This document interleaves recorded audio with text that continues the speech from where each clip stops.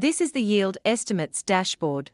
At the top, you can select version. This is on latest by default. Farm and crop. Choose which farm and crop you want to see yield estimates for. Let's select wheat. Scenario type. Select the forecast scenario you'd like to view.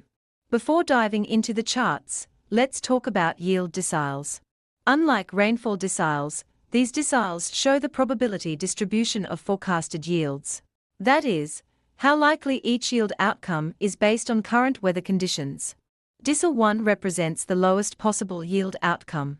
Decile 10 represents the highest possible yield outcome. Based on the latest seasonal forecast, this farm's most likely yield for wheat is 2.24 tons per hectare, which falls in Decile 5. The lowest possible yield is 2 tons per hectare, while the highest is 2.72 tons per hectare. The first chart combines historical yields with forecasted yields across deciles. It shows how this year's forecast compares to past performance, and how yield outcomes vary under different forecast probabilities. This visual helps you see whether the current season is shaping up closer to your farm's typical yields, or leaning toward a stronger or weaker outcome. On the right, you'll see a table comparing yield estimates across all the deciles.